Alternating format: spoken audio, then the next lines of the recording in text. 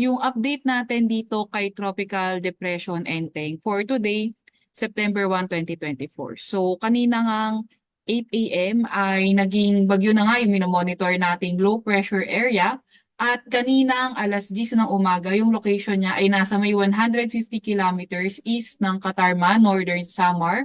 Ito ay nagtataglay ng lakas na hangin na 45 kilometers per hour malapit sa sentro at bugso na abot sa 55 kilometers per hour. So, kumikilo sa direksyong northwest with a speed of 30 kilometers per hour. So, may kabilisan nga itong bagyong ito.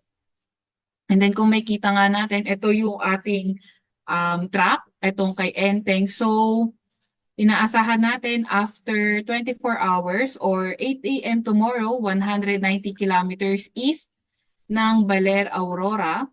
And then, 8 a.m. September 3, nasa 145 kilometers east ng Apari, Cagayan.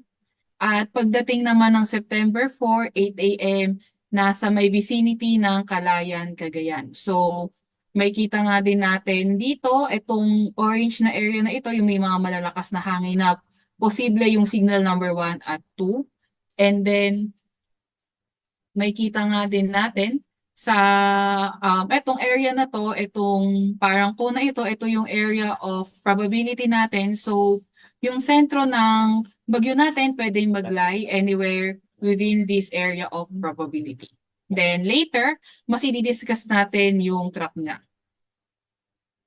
And then, ito na nga, meron tayong signal number 1 sa may eastern portion ng Camarines Sur, dito sa may Catanduanes, sa may Albay, sa may Sorsogon, dito ilang parts ng Masbate, sa may Burias Island at Ticao Islands. And then, meron din tayong signal number 1 sa may Visayas area, dito sa may Northern Samar, sa may Samar, Eastern Samar, sa may Biliran, at northeastern portion ng Leyte. So, ingat sa ating mga kababayan na nakatira sa mga area na yan dahil nga malalakas yung hangin, pwede magkaroon ng minimal to minor threat to life and property.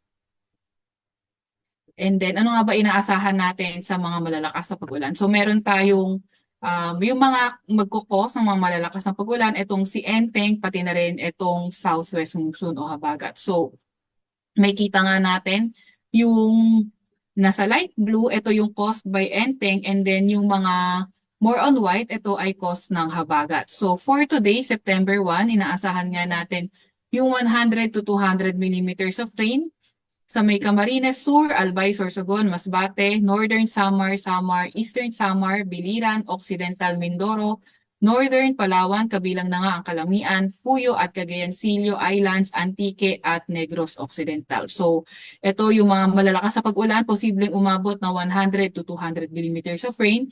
And then for today, 50 to 100 millimeters na pag-ulan sa may Quezon, Marinduque, Romblon at ang Eastern Visayas. Yung mga cause naman itong habagat ay Oriental Mindoro, Central Visayas, nalalabing bahagi ng Palawan, Western Visayas at ang Negros Island region. For tomorrow, yung mga malalakas sa pag-ulan, 100 to 200 millimeters of rain sa may Isabela, Occidental Mindoro, Marinduque, Romblon, Northern Palawan, kabilang na ang Calamian, Cuyo at Cagayancillo Islands, Antique at Negros Occidental. 50 to 100 millimeters sa pag-ulan sa may Cagayan, Quirino, Apayao, Kalinga, Mountain Province, Ifugao, Abra, Ilocos Norte, Ilocos Sur, Zambales, Bataan at nalalabing bahagi ng Mimaropa at Western Visayas. For Tuesday naman, 100 to 200 millimeters of rain, Babuyan Island, Zambales at Bataan. At 50 to 100 millimeters of rain sa Batanes, Mainland, Cagayan, Apayao, Kalinga, Mountain Province, Abra, Ilocos Norte, Ilocos Sur, Benguet, La Union, Pangasinan, Metro Manila, Cavite, Batangas, Occidental Mindoro at ang northern portion ng Palawan. So ito yung forecast natin ng mga malalakas na mga pag-ulan, and also hindi rin natin tinatanggal yung possibility na posibleng may mabawas or may mga madagdagan. Kaya manatili tayong updated sa mga ilalabas sa mga advisory natin dito sa Pag-asa. So for now, sa mga forecast rainfall, mas mataas nga yung mga pag-ulan sa mga mountainous areas, and then yung pagbaha at pagguho ng lupa lalo na sa mga landslide prone at flood-prone areas ay posible, lalo na yung mga inuulan ng mga nakaraang araw pa, kaya patuloy pa rin tayong maki-update at mag-antabay sa mga ilalabas na advisories ng Pag-asa at kung pinapalikas na tayo ng ating mga disaster risk reduction officer ay lumikas na po tayo para sa ating seguridad. And then, para naman sa mga malalakas na hangin, asahan na natin na dito, para naman sa magiging track ni Enteng, inaasahan natin for today, ito ay mag-move generally northwestward to northwestward today, and then posible maging northward tomorrow while gradually intensifying. So hindi natin tinatanggal yung possibility na magkaroon ng landfall within Bicol, Eastern Visayas region in the next 48 hours. So, posibleng lumakas at maging tropical storm depression category nga ito by tomorrow.